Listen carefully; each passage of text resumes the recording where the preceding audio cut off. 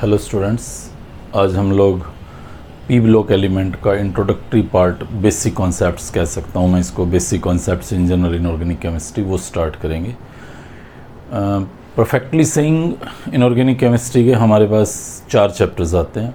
Extraction of elements, P block element, D and F and coordination compound. तो इन सभी inorganic chemistry के areas के लिए कुछ बेसिक कंसेप्ट्स रिक्वायर्ड होते हैं हमारे पास, स्पेशली पी ब्लॉक एलिमेंट्स ओनवर्ड।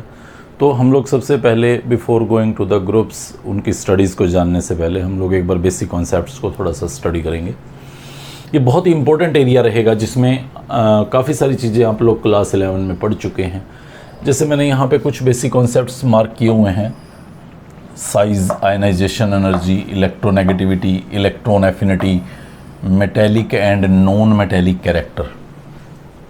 ये सब हम लोग क्लास 11 में पढ़ते थे, 3rd चैप्टर के अंदर पीरियोडिक प्रॉपर्टीज़ में। तो उसका सभी को बेसिक आइडिया रहता है कि लेफ़्ट टू राइट जाते हुए क्या डिफरेंसेस आते हैं, क्या चेंजेस आते हैं। लाइक जैसे साइज़ क्या होता है, तो हम लोग जनरली कहते हैं न्यूक्लियस के सेंटर से आउटर मोस्ट इलेक्ट्रॉन के बीच का जो डिस्टेंस है वो उसके साइज़ को रिप्रेजेंट करता है, ये एटॉमिक रेडियस होती है।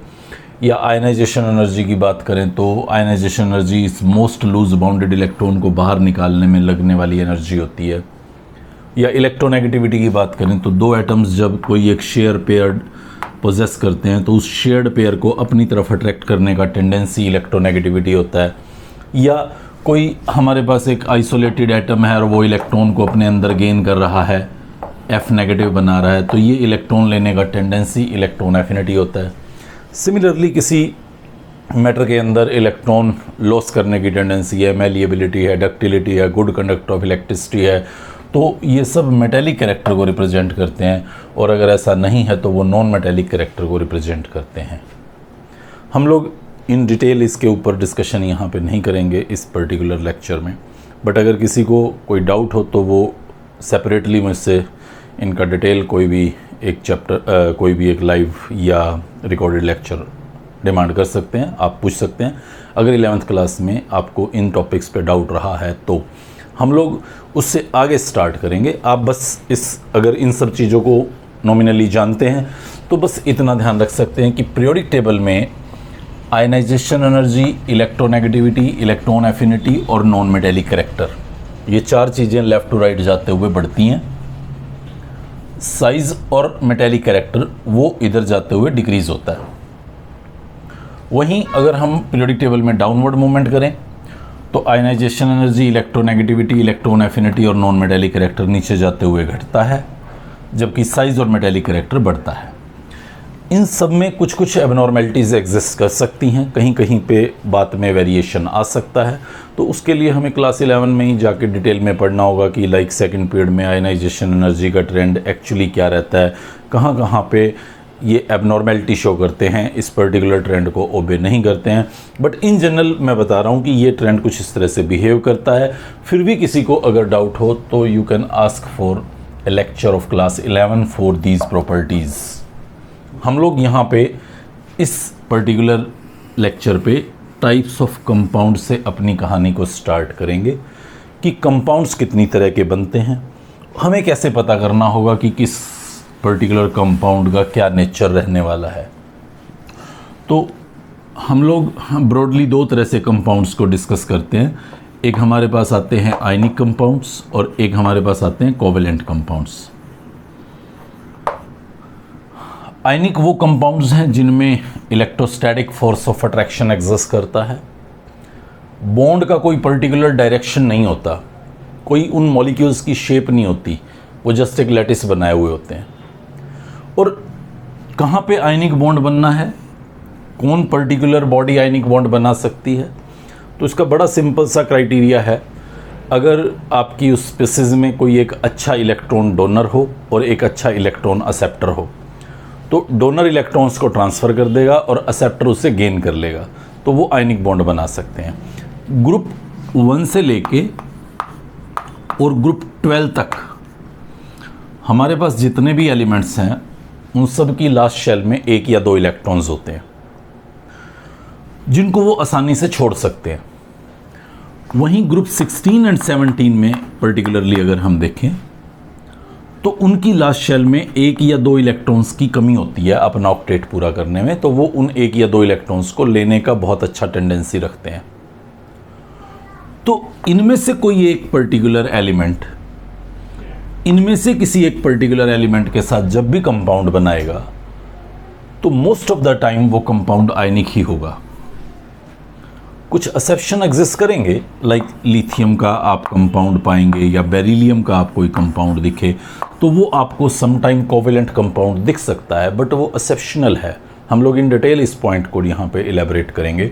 बट जनरली मैं कह सकता हूँ कि ग्रुप 1 to 12 का कोई भी एलिमेंट ग्रुप 16 या 17 के साथ जब कंपाउंड बनाएगा तो मोस्ट प्रोबेबली वो आयनिक कंपाउंड ही फॉर्म कर रहा होगा।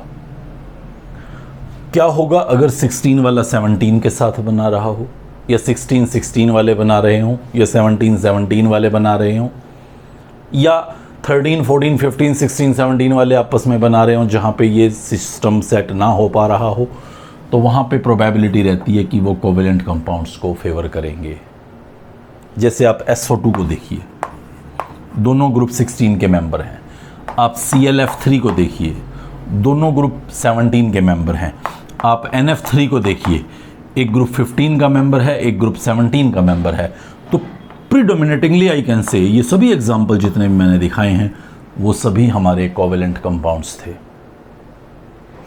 एक और इंटरेस्टिंग बात होती है कि कंपाउंड कभी भी 100% आयनिक या 100% कोवेलेंट नहीं होता। या मैं बॉन्ड को लेके भी ये स्टेटमेंट दे सकता हूँ कि बॉन्ड कभी भी 100% आयनिक या 100% कोवेलेंट नहीं होता। रादर उनके अंदर कुछ परसेंटेज आयनिक और परसेंटेज कोवेलेंट कैरेक्टर एग्जिस्ट करता है। जैसे मान लीजिए हमारे पास ये कोई एक कंपाउंड है AB, तो इस AB की इलेक्ट्रोनेगेटिविटी में क्या डिफरेंस है वो डिसाइड करता है उसके आयनिक कैरेक्टर को। मान लीजिए यहाँ पे इन दोनों के बीच में 1.9 इलेक्ट्रोनेगेटिविटी वैल्यू का डिफरेंस है, तो ये बॉन्ड 50% कोवेलेंट होता है और 50% आयनिक होता है। अब जैसे जैसे इन दोनों में इलेक्ट्रोनेगेटिविटी का गैप बढ़ता जाएगा वैसे वैसे आयनिक कैरेक्टर का एक्सटेंट बढ़ता जाता है, और जैसे जैसे इलेक्ट्रोनेगेटिविटी का डिफरेंस कम होता जाएगा उतना ज़्यादा इसके अंदर कोवेलेंट कैरेक्टर होता जाएगा। एक बॉन्ड में 100% कोवेलेंट या 100% आयनिक कैरेक्टर है ये कहना बहुत ही मुश्किल होता है। इवन अगर मैं Cl और Cl में देखूं तो मुझे कई बार ऐसा लगता है कि पेयर तो एग्जैक्टली सेंटर पे लाई कर रहा होगा, किसी तरह का कोई चार्ज सेपरेशन नहीं होगा, तो आयनिक कैरेक्टर 0 होना चाहिए, 100% कोवेलेंट होना चाहिए। बहुत जगहों पे ये बात लिखा भी रहता है, बट ज़्यादा परफेक्ट होगा हम ये कहें कि दैट मे बी हैविंग 90% और 95 और 99% कोवेलेंट। 100% कभी भी नहीं होता। इंस्टेंटेनियस चार्ज सेपरेशन हर एक मॉलिक्यूल के अंदर एग्जिस्ट करता है जो उसके अंदर कुछ आयनिक कैरेक्टर को जनरेट करता है, बेशक वो नेग्लिजिबल इग्नोरेबल होता हो। हमें कैसे पता करना है कि कोई एक पर्टिकुलर कंपाउंड कितना ज़्यादा आयनिक है या कितना ज़्यादा कोवेलेंट है? मतलब हमारा यहाँ पे टारगेट परसेंटेज कैलकुलेट करना बिल्कुल नहीं रहता, रादर हमें रिलेट करना होता है कि कौन कंपाउंड ज़्यादा कोवेलेंट है या कौन कंपाउंड ज़्यादा आयनिक है। और उसको बताने के लिए हमारे पास एक टॉपिक आता है फेजन्स रूल। हालांकि और भी कई तरीके हैं जिससे हम आयनिक और कोवेलेंट कैरेक्टर को आइडेंटिफाई करते हैं। हमारे पास कुछ इक्वेशंस गिवन हैं। एक हैनेस-स्मिथ इक्वेशन है, पॉलिंग इक्वेशन है जो हमें परसेंटेज आयनिक कैरेक्टर के बारे में बताती है। डाइपोल मोमेंट एक पैरामीटर है जो हमें परसेंटेज आयनिक कैरेक्टर के बारे में बताता है। बट हम लोग इसी एक पर्टिकुलर स्टेप पे ज़्यादातर कंपेयर करते हुए हमारे क्वेश्चंस को पाते हैं, तो मैं उसी को यहाँ आपके सामने डिस्कस कर रहा हूँ। फेजन्स रूल क्या थे? एक एग्जाम्पल देखिए आप। मेरे पास सोडियम का एक एटम था जिसके बाहर 11 इलेक्ट्रॉन्स थे, 281। मेरे पास क्लोरीन का एक एटम था जिसमें मेरे पास 17 इलेक्ट्रॉन्स थे, 287। सोडियम ने अपना इलेक्ट्रॉन छोड़ दिया, Na+ बन गया, और इसने वो गेन कर लिया, ये माइनस बन गया। ऐसे समझिए ये एक कैटायन था सोडियम, और ये आपका वो एनायन है Cl, जिसका एक एक्स्ट्रा इलेक्ट्रॉन दिखा रहा हूं मैं, Cl नेगेटिव।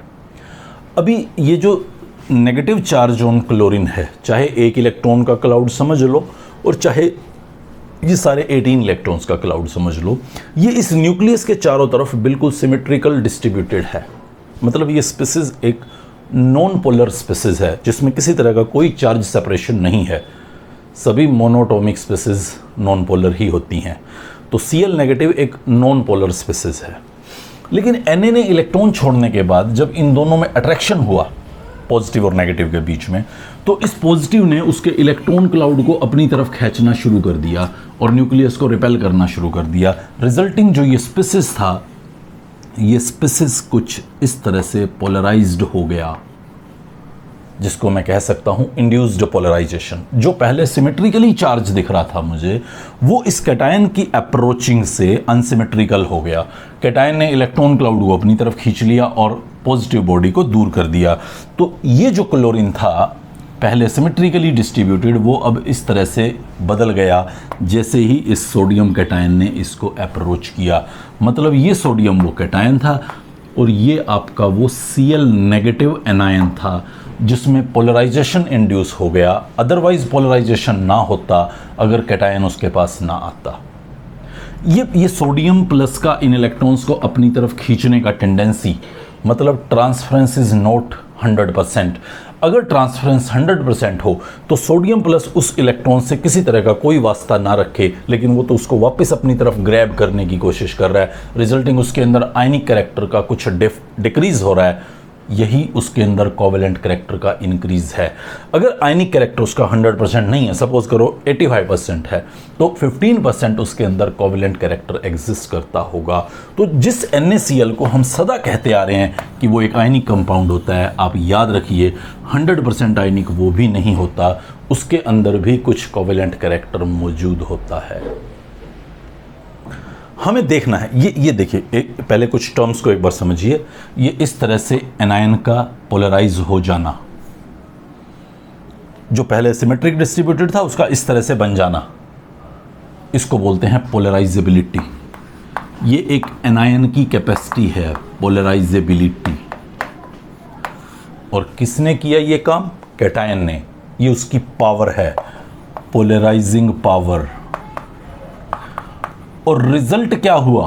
पोलराइजेशन। ये जो पोलराइजेशन है, ये स्पीसीज के अंदर कोवेलेंट कैरेक्टर को रिफ्लेक्ट करता है। जितना ज़्यादा इस तरह से पोलराइजेशन आप ऑब्जर्व करेंगे, मतलब स्पीसीज में उतना आयनिक कैरेक्टर कम होगा, मतलब सिस्टम में उतना ज़्यादा कोवेलेंट कैरेक्टर होगा। मान लीजिए मेरे पास कुछ कैटायंस और एनायंस हैं। जैसे सपोज करो मेरे पास लिथियम क्लोराइड है, सोडियम क्लोराइड है, पोटेशियम क्लोराइड है। तो हर जगह मैंने एनायन तो वही लिया हुआ है Cl, सिर्फ कैटायन का डिफरेंस आ रहा है। ये लिथियम का कैटायन था +1 चार्ज के साथ, ये सोडियम का कैटायन था +1 चार्ज के साथ, ये पोटेशियम का कैटायन है +1 चार्ज के साथ। और वो इस एनायन को अपनी तरफ खींचता है।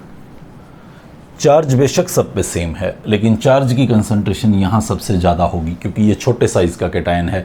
एनायन को बहुत स्ट्रांगली अपनी तरफ पोलराइज कर सकता है। पोलराइजिंग पावर इसकी बहुत ही बढ़िया होगी। जब पोलराइजिंग पावर बढ़िया होगी, इलेक्ट्रॉन को अपनी तरफ खींचने का टेंडेंसी ज़्यादा होगा, मतलब ट्रांसफरेंस करने का कम होगा, मतलब आयनिक कैरेक्टर कम होगा, मतलब कोवेलेंट कैरेक्टर ज़्यादा होगा। यानी कि इसका कोवेलेंट कैरेक्टर ज़्यादा होगा और इसका कोवेलेंट कैरेक्टर सबसे कम होगा, क्योंकि ये इतना इफेक्टिवली पोलराइजेशन Cl में नहीं कर पाएगा। तो हमें पहला पॉइंट पता चला फेजन्स रूल का कि smaller the size of cation, smaller the size of cation larger is the polarising power, मतलब मोर इज पोलराइजेशन। बहुत ज़्यादा दिखाएगा पोलराइजेशन, और अगर पोलराइजेशन ज़्यादा होती है तो मतलब कोवेलेंट कैरेक्टर ज़्यादा होगा। ये सिंपल सा पहला पॉइंट है जो हमें पता चला। अब अगला पॉइंट देखिए। मैं यहाँ पे एनायन का साइज चेंज करता हूँ। सपोज कीजिए मेरे पास एक NaCl है, एक NaBr है, एक NaI है। यहाँ ये मेरा वो एनायन था जिसको कैटायन ने पोलराइज करना है, कैटायंस तीनों में सेम है। Br ये मेरा एक एनायन है जिसको पोलराइज किया जाना है। I नेगेटिव ये वो एनायन है जिसको पोलराइज किया जाना है। तो आप देखिए ये न्यूक्लियस इस इलेक्ट्रॉन को ज़्यादा स्ट्रांगली अपनी तरफ खींच रहा होगा, तो मतलब Na+ उसको अपनी तरफ इतना इफेक्टिवली नहीं खींच पाएगा। लेकिन ये न्यूक्लियस से ये इलेक्ट्रॉन बहुत दूरी पे दिख रहा है आयोडीन के अंदर मुझे, रिजल्टिंग इसका इसके साथ अट्रैक्शन ज़्यादा नहीं है, यानी कि Na+ इसको अपनी तरफ ज़्यादा आसानी से खींच सकता है। मीन्स पोलराइजेशन का एक्सटेंट लार्ज आयंस में ज़्यादा होगा। Larger the anion more is the polarising power, more is the polarisability. Anion की एबिलिटी थी ये। तो दूसरा पॉइंट मैं यहाँ पे कह सकता हूँ, larger anion more polarizability, more polarizability मतलब more covalent character, यानी कि NaI का covalent character ज़्यादा है NaBr से NaCl से, वहीं LiI का covalent character ज़्यादा है NaI से Ki से। ये कैटायन के साइज की वजह से, ये एनायन के साइज की वजह से आप क्लियरली अंडरस्टैंड कर सकते हैं। स्मॉलर कैटायन था, कोवेलेंट कैरेक्टर ज़्यादा था, लार्जर एनायन था, कोवेलेंट कैरेक्टर ज़्यादा था। तीसरा पॉइंट देखते हैं। मेरे पास NaCl है, MgCl2 है, AlCl3 है, यहाँ +1, यहाँ +2, यहाँ +3। एक कैटायन +1 चार्ज का है और एक +3 चार्ज का है, और रादर अगर आप देखेंगे तो एल्यूमिनियम 3+ का साइज भी छोटा है। तो चार्ज जो ट्रिपल हो गया, साइज भी डेफिनेटली रोल प्ले करता, वो एनायंस को ज़्यादा स्ट्रांगली अपनी तरफ खींच सकता था, उस इलेक्ट्रॉन क्लाउड को ज़्यादा स्ट्रांगली अपनी तरफ खींच सकता था, यानी कि पोलराइजेशन ज़्यादा होता, कोवेलेंट कैरेक्टर ज़्यादा होता। मतलब इसके अंदर कोवेलेंट कैरेक्टर सबसे ज़्यादा था और इसके अंदर कोवेलेंट कैरेक्टर सबसे लेसर था। कैटायन पे जितना ज़्यादा चार्ज होगा उतना ज़्यादा कोवेलेंट कैरेक्टर एग्जिस्ट करेगा, और यही बात एनायन के लिए भी एप्लीकेबल रहती है। अगर हम कुछ एनायंस के साथ इन केसेस को डिस्कस करें, लाइक NaCl ले लेता हूँ, Na2SO4 ले लेता हूँ, Na3PO4 ले लेता हूँ। तो Na3PO4 में एनायन का साइज तो लार्जर है ही सही, रादर 3 नेगेटिव चार्ज है उसके ऊपर फॉस्फेट पे, तो न्यूक्लियर जेड इफेक्टिव जो होगा वो ज़्यादा इलेक्ट्रॉन्स की वजह से कम हो जाता है, रिजल्टिंग न्यूक्लियस इस इलेक्ट्रॉन पेयर्स को अपनी तरफ ज़्यादा आसानी से खींच जाएगा, पोलराइजेशन ज़्यादा होगा, कोवेलेंट कैरेक्टर ज़्यादा होगा, तो फिर NaCl का कोवेलेंट कैरेक्टर लेसर होगा और Na3PO4 का कोवेलेंट कैरेक्टर बहुत ही ज़्यादा होगा। और एक क्वेश्चन भी आप यहाँ पे पाएंगे हमारे पास पूछा हुआ डायरेक्टली, लाइक अगर मुझे एक PCl3 दिया जाता है और एक PCl5 दिया जाता है, तो ये पेंटावेलेंट हैलाइड क्यों ज़्यादा कोवेलेंट है as compare to this trivalent halide of phosphorus. तो आप यहाँ पे देख सकते हैं P पे +5 ऑक्सीडेशन स्टेट है, जबकि यहाँ P पे +3 ऑक्सीडेशन स्टेट है। तो +5 ऑक्सीडेशन स्टेट मतलब हायर ऑक्सीडेशन स्टेट अगर होगी, ज़्यादा चार्ज वैल्यू अगर P पे होगी, तो उस केस में ये ज़्यादा कोवेलेंट कैरेक्टर पोजेसिंग होगा एज़ कम्पेयर टू दिस। एक लास्ट पॉइंट और समझ लीजिए आप, एक एग्जाम्पल पे ये बात समझ में आ जाएगी। मान लीजिए मेरे पास एक NaCl है और एक जिंक क्लोराइड है, इस पे +1 है, इस पे +2 है। Na का कॉन्फ़िगरेशन 2,8 है Na+ का, और इसका चलो +1 वाला ले लेता हूँ ताकि चार्ज का डिफरेंस नहीं दिखेगा आपको, तो CuCl ले लेता हूँ मैं +1। अब सही है, +2 में थोड़ा ऐसा लगता है कि उसका चार्ज ज़्यादा है, अब चार्ज भी सेम है, बट इसका कॉन्फ़िगरेशन अगर आप देखेंगे तो वो 2,8,18 है। तो 2,8,18 स्यूडो नोबल कॉन्फ़िगरेशन जहाँ पे भी आती है, तो उस कैटायन का पोलराइजिंग पावर हाई होता है, और पोलराइजिंग पावर अगर हाई होगा तो मतलब पोलराइजेशन हाई होगी, पोलराइजेबिलिटी हाई होगी, कोवेलेंट कैरेक्टर हाई होगा। क्यों है ऐसा? क्योंकि उस पर्टिकुलर कैटायन में अगर आप थोड़ा सा ध्यान से फोकस करें तो 10d के इलेक्ट्रॉन्स हैं जो इसके जेड इफेक्टिव को बहुत ज़्यादा बढ़ा देते हैं। Cu+ बहुत ज़्यादा इफेक्टिव न्यूक्लियर चार्ज पोजेसिंग रहता है, रिजल्टिंग उसकी पोलराइजिंग पावर ज़्यादा होगी, उसका इलेक्ट्रॉन को अपनी तरफ अट्रैक्ट करने का पावर किसी भी एनायन से ज़्यादा रहेगा, रिजल्ट कोवेलेंट कैरेक्टर ज़्यादा होगा as compare to noble configuration जहाँ पे 2-8 कॉन्फ़िगरेशन आपको दिखाई दे रहा है। हालांकि इससे रिलेटेड क्वेश्चंस आपको ज़्यादा नहीं दिखते, बट बाकी जो 3 कॉन्सेप्ट मैंने आपको बताए हैं वो बहुत इंपॉर्टेंट रहते हैं ये जज करने में कि कौन पर्टिकुलर स्पीसीज कोवेलेंट होगी या कौन पर्टिकुलर स्पीसीज ज़्यादा आयनिक रहेगी। ग्रुप में डाउनवर्ड अगर हम मूव करें, अगर मान लीजिए मैं किसी भी एक पर्टिकुलर ग्रुप का एग्जांपल लूं और डाउनवर्ड मूवमेंट पे आयनिक कैरेक्टर का अफेक्ट देखूं, सपोज करें मैं ग्रुप 1 ले लेता हूं, NaCl है, KCl है, RbCl है और CsCl है, तो कौन ज़्यादा आयनिक कंपाउंड है इन सभी में, वो फजन्स रूल से तो हम बता ही सकते हैं इजीली, बट कुछ और पॉइंट्स भी हैं जिसको हम थोड़ा सा साथ साथ एनालाइज कर सकते हैं। लाइक जैसे आयनाइजेशन एनर्जी एक इम्पॉर्टेंट फैक्टर रहता है, लेसर अगर आयनाइजेशन एनर्जी होगी तो उसका आयनिक बॉन्ड फॉर्मेशन बहुत ईज़ के साथ होता है, तो वो भी हमें यही सजेस्ट करता है कि इसके अंदर आयनिक कैरेक्टर ज़्यादा होगा। इसके अलावा लैटिस एनर्जी अगर हम देखें, लैटिस एनर्जी मतलब कैटायन और एनायन एक दूसरे को अप्रोच करेंगे, एक दूसरे से अट्रैक्शन शो करेंगे, तो वो लैटिस एनर्जी जहाँ पे ज़्यादा होती है वो भी आयनिक बॉन्ड फॉर्मेशन को असिस्ट करता है। अब अगर मैं इन दो में देखूँ तो लैटिस एनर्जी तो डेफिनेटली NaCl की ज़्यादा होगी, क्योंकि कैटायन एनायन को यहाँ ज़्यादा स्ट्रांगली अट्रैक्ट कर पाएगा क्योंकि पॉजिटिव चार्ज बहुत ज़्यादा कंसंट्रेटेड होगा। बट आयनाइजेशन एनर्जी को अगर मैं देखूँ तो सीजियम क्लोराइड के अंदर ज़्यादा फेवरिंग रहेगी वो, तो एक अकेला फैक्टर कभी भी डिसाइड नहीं कर पाता, rather ionisation energy, electron affinity और लैटिस एनर्जी तीनों मिलकर डिसाइड करते हैं कि कौन आयनिक बॉन्ड ज़्यादा आसानी से बनाएगा। अगर एक पर्टिकुलर एटम ने इलेक्ट्रॉन आसानी से छोड़ दिया है, दूसरे ने आसानी से ले लिया है और फिर उसके बाद उनमें अट्रैक्शन भी बहुत बढ़िया से हो रहा है, मतलब लैटिस एनर्जी भी काफ़ी रिच अमाउंट में रिलीज़ हो रही है, तो हम कह सकते हैं कि आयनिक बॉन्ड फॉर्मेशन ईज़ के साथ होगा। तीनों फैक्टर्स का ओवरऑल कैलकुलेटिव अमाउंट कितना ज़्यादा एनर्जी रिलीज़ करेगा वो रियली डिसाइडिंग फैक्टर होता है आयनिक कंपाउंड बनाने में। तो हम लोग इन जनरल बोल सकते हैं कि डाउनवर्ड मूवमेंट पे आयनिक कैरेक्टर बढ़ता है।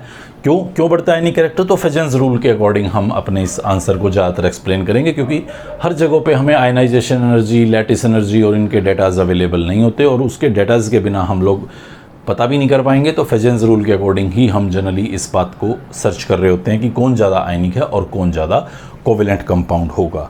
एक और बहुत इंपॉर्टेंट टॉपिक हम यहाँ पे अभी डिस्कस करेंगे जो पूरी पीरियोडिक टेबल में हमें इस पी ब्लॉक एलिमेंट में स्पेसिफिकली ज़रूरत पड़ती रहेगी, और वो टॉपिक है हमारा थर्मल स्टेबिलिटी। ये थर्मल स्टेबिलिटी क्या है? हीट किए जाने पे कौन स्पीसीज स्टेबल रही, किसमें टूट फूट ना हुई, कौन ज़्यादा आसानी से नहीं टूटा, एज इट इज़ बना रहा। जो जितना ज़्यादा आसानी से हीट किए जाने पे बना रहा, जितनी देर तक बना रहा, जितने हाई टेम्परेचर को बियर कर पाया, वो उतना ही ज़्यादा थर्मली स्टेबल कंपाउंड कहलाता है। अब दो तरह के हम कंपाउंड देख रहे हैं हमारे चारों तरफ। एक है हमारे पास कोवेलेंट कंपाउंड। तो अगर मुझसे कभी भी कोवेलेंट कंपाउंड्स की थर्मल स्टेबिलिटी पूछी जाए तो मैं कैसे पता करूं कि वो थर्मली स्टेबल है या अनस्टेबल है, मतलब मोर स्टेबल है या लेस स्टेबल है। तो आप सीधी सी एक बात को याद रखिएगा कि जो थर्मल स्टेबिलिटी है वो बॉन्ड एनर्जी के डायरेक्टली प्रोपोर्शनल होगी, बॉन्ड की स्ट्रेंथ के डायरेक्टली प्रोपोर्शनल होगी। जितना स्ट्रोंगर बॉन्ड होगा उतना थर्मली ज़्यादा स्टेबल होगा। सी हेयर, ये HH बॉन्ड है, ये NN बॉन्ड है, ये OO बॉन्ड है। कौन थर्मली ज़्यादा स्टेबल है? आप सीधा देखिए, ट्रिपल बॉन्ड है, बॉन्ड एनर्जी बहुत हाई होती है, 700 के आसपास शायद, इसका इससे भी कुछ ज़्यादा किलो जूल में बॉन्ड एनर्जी है। इसका भी उससे कम बट ज़्यादा है। इसका क्वाइट स्टेबल है ये, but minimum bond energy possess करता है अमंग दीज थ्री। तो हम कह सकते हैं कि थर्मल स्टेबिलिटी N2 की सबसे ज़्यादा होगी और H2 की सबसे कम। या मैं ऐसे ही कितने एग्जाम्पल आपके सामने पुट कर दूं। HF है, HCl है, HBr है। मान लो मैं देखना चाहता हूं कि किसकी थर्मल स्टेबिलिटी सबसे ज़्यादा होगी, तो मुझे बॉन्ड की स्ट्रेंथ, बॉन्ड की एनर्जी देखनी होगी। छोटा बॉन्ड स्ट्रॉन्ग बॉन्ड होता है, HF की बॉन्ड एनर्जी सबसे ज़्यादा है, HBr की बॉन्ड एनर्जी सबसे कम है, तो HF थर्मली सबसे ज़्यादा स्टेबल होगा और HBr थर्मली सबसे कम स्टेबल होगा अमंग दीज थ्री। या मैं सपोज़ आपको एक वाटर बोल देता हूँ, एक H2S बोल देता हूँ, एक H2SE बोल देता हूँ। तो वाटर में OH बॉन्ड्स ये हैं, जबकि H2S में ये हैं, H2SC में ये हैं। तो आप देख पा रहे हैं बॉन्ड लगातार बड़ा होता जा रहा है, तो मतलब बॉन्ड वीक होता जाएगा, और बॉन्ड वीक होता जाएगा तो थर्मल डिसोसिएशन आसान होता जाएगा, मतलब थर्मल स्टेबिलिटी उनकी कंटिन्यूअसली डिक्रीज़ होती चली जाएगी। और ऐसे कितने ही कोवेलेंट कंपाउंड्स के एग्जांपल मैं यहाँ पुट करता जाऊँ, थर्मल स्टेबिलिटी को इजीली प्रेडिक्ट कर सकता हूँ कि किसकी थर्मल स्टेबिलिटी कम होगी और किसकी ज़्यादा। अगला जो पॉइंट है हमारे पास वो आयनिक कंपाउंड्स के लिए है, जहाँ हमें थोड़ा सा अलर्ट होना होगा ये जानने के लिए कि कौन थर्मली ज़्यादा स्टेबल है और कौन थर्मली कम स्टेबल है। तो एक सिंपल सा पॉइंट ध्यान रखें, if cation and anion are monoatomic, cation और एनायन दोनों मोनोएटॉमिक हों तो थर्मल स्टेबिलिटी लैटिस एनर्जी के डायरेक्टली प्रोपोर्शनल है। मतलब जितना ज़्यादा लैटिस एनर्जी होगा उतना ज़्यादा थर्मली स्टेबल होगा। जैसे मैं कुछ एग्जांपल पुट करूँ यहाँ आपके सामने, एक मेरे पास NaF है, एक मेरे पास NaCl है, एक मेरे पास NaBr है, एक मेरे पास NaI है। मोनोटॉमिक कैटायन एनायन है, बस लैटिस एनर्जी देखिए। लैटिस एनर्जी क्या है? कैटायन और एनायन जब एक दूसरे को अट्रैक्ट करते हैं तो रिलीज होने वाली एनर्जी है लैटिस एनर्जी। जितना ज़्यादा चार्ज होगा उतनी लैटिस एनर्जी ज़्यादा होगी। जितना छोटा साइज होगा कैटायन एनायंस का उतना चार्ज ज़्यादा कंसंट्रेटेड होगा, उतनी ज़्यादा एनर्जी रिलीज करेंगे।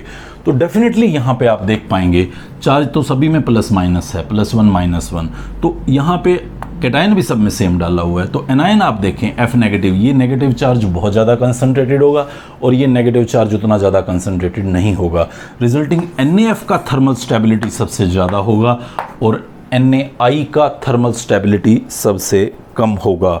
या आप इसको कुछ ऐसे देखें, मेरे पास एक कंपाउंड है Na2O, K2O एंड Rb2O। हालांकि इसके ये ऑक्साइड्स स्टेबल नहीं होते हैं, परऑक्साइड में कन्वर्ट हो जाते हैं या सुपर ऑक्साइड में, बट चलो मैंने निकाल दिए उनको एज इट इज़।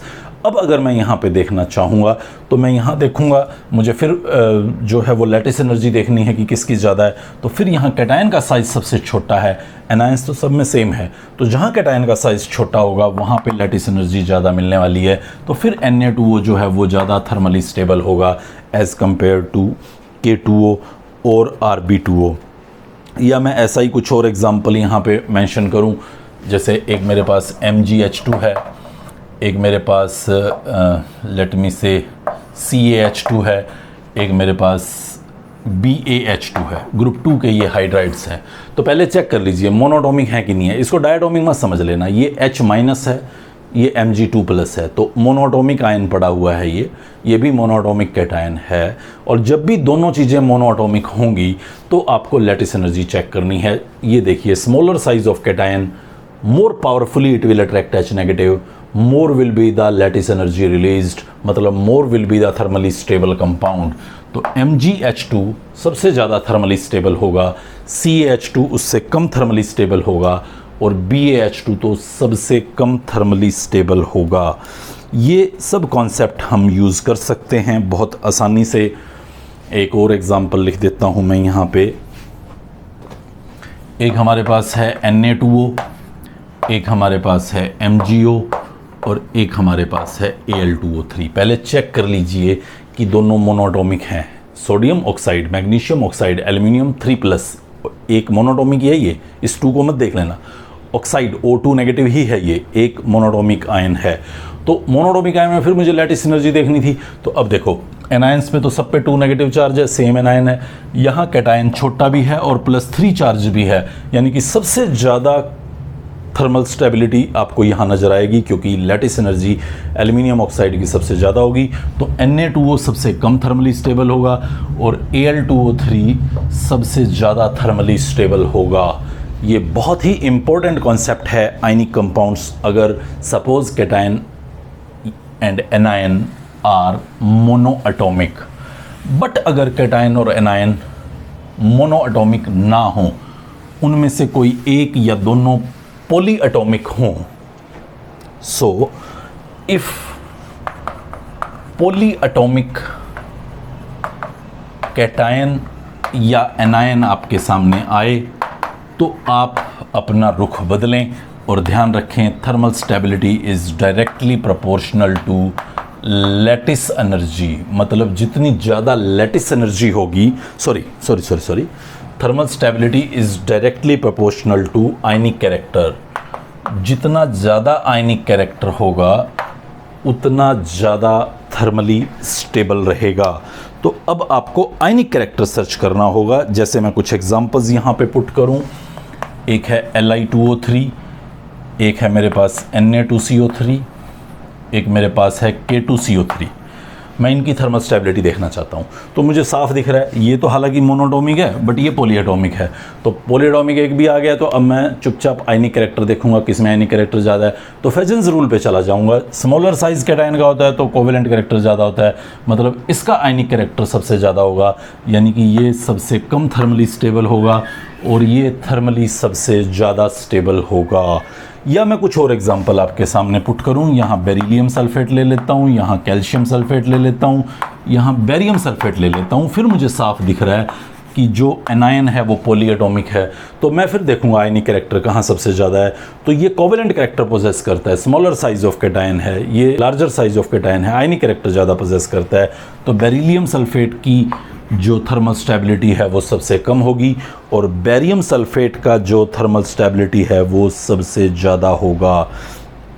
या मान लीजिए मेरे पास ये आ गया, एक सपोज कैल्शियम कार्बोनेट आ गया और एक मेरे पास जिंक कार्बोनेट आ गया। साइज़ को लेके कोई बहुत ज़्यादा इश्यूज़ नहीं है।